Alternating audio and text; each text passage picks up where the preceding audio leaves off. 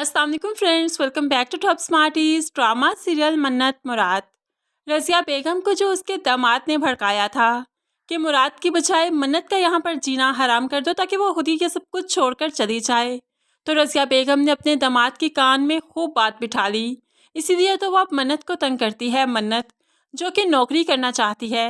तो अब रज़िया बेगम इसी बात का सहारा लेते हुए मन्नत को इस घर से निकालेगी। इसीलिए तो मुराद जब घर आता है ऑफिस से तो यहाँ पर बहनें और माँ मुराद को लेकर बैठ गई। आहर तुम्हारी बीवी चाहती क्या है? सारा दिन हमसे लड़ती है कि नौकरी ना करने की वजह हम लोग हैं। तुम उसे समझा क्यों नहीं देते कि हमारे घर की औरतें नौकरी नहीं किया करते? माँ कहने लगी, बेटा अगर तुमने अपनी बीवी से नौकरी करवानी है तो फिर अपनी बहनों से भी करवाओ। कल को ये भी बगैर दुपट्टे के मर्दों के सामने बैठेंगी तब तुम्हें शर्म आएगी, तब तुम्हें समझ आएगा कि इज्जत और बेइज्जती क्या होती है। तुम्हारी बीवी ने तो चौधरियों की नाक कटवाने के बारे में सोच रखा है, लेकिन उसे समझा दो कि हम लोग उसे नौकरी नहीं करवाएंगे। उसे इस घर में रहना है तो रहे, वरना भले ही वो यहाँ से जा सकती है।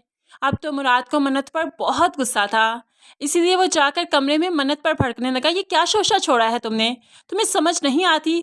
तुम अपनी मर्जी से जहाँ मर्जी आती हो, जाती हो, खाती हो, पीती हो, तुम्हें हर चीज़ की आज़ादी है, फिर आखिर तुम चाहती क्या हो? मन्नत बहुत हैरान हुई, कितना भड़का के भेजा तुम्हारी माँ और बहन ने तुम्हें। तो मुराद वाकई भड़क चुका था, इसलिए कहने लगा, मुझे किसी ने नहीं भड़काया, मुझे लगता है तुम्हें हमारा रिश्ता बोझ लगने लगा है। तुम मुझसे जान छुड़वाना चाहती हो, इसलिए वो बात करती हो जो मैं मान नहीं सकता। तो यहाँ पर मन्नत और भी हैरान होगी, मुराद मैंने ऐसे कभी नहीं सोचा कि हम अलग होंगे। लेकिन मुराद कहने लगा, तुम्हारी वजह से मेरी माँ का दिल दुखा है, अभी जाओ उनसे माफ़ी मांगो, फिर ही तुमसे बात करूँगा। लेकिन मन्नत ऐसा नहीं करना चाहती। मुराद गुस्से होकर नीचे चला गया तो मन्नत को भी गुस्सा आ गया। ठीक है, मैं सबके दरमियान में जाके बात करती हूँ, आखिर बात क्या हुई? तो यहाँ पर मन्नत जो नीचे जाती है तो माँ पहले ही टसवे बहा रही थी और बेटा उसे चुप करवा रहा था, जो कि मन्नत को बहुत ज़्यादा गुस्सा दिलवा गया। तो मन्नत भी कहने लगी, मैंने कुछ कहा नहीं, मैं माफ़ी नहीं मांगूंगी। तुम्हारी माँ और बहनों को फजूल में तमाशा करने की आदत है, मैं कुछ नहीं कर सकती। ऐसे में मुराद को बहुत गुस्सा आया, सबके सामने मन्नत को जोरदार थप्पड़ दे मारा। अब मन्नत काफ़ी हैरान हो गई कि इसने मुझे थप्पड़ मारा।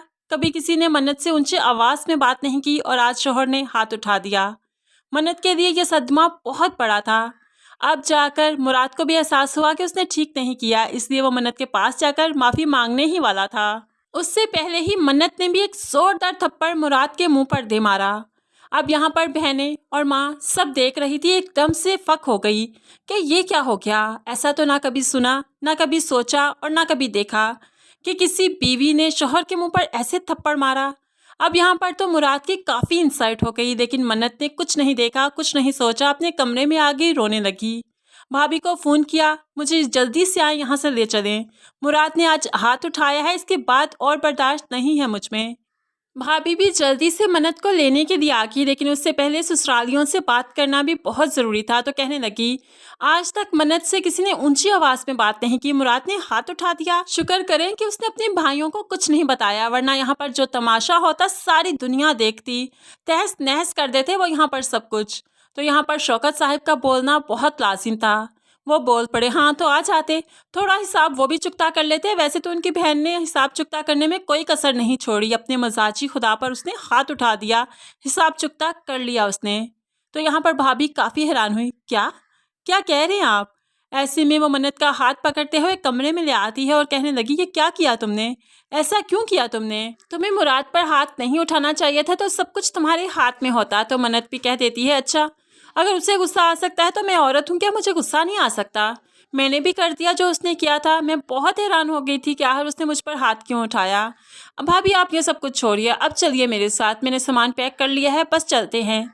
यहाँ पर भाभी ने सिर्फ उसको लेकर ही अब जाना है और क्या कर सकती है। ऐसे में मन्नत सामान उठाकर जो सीढ़ियों से नीचे आने लगी तो मुराद मन्नत के बैग को पकड़ लेता है और गर्दन से इशारा करने लगा कि मत जाओ, लेकिन मन्नत किसी की नहीं सुनेगी।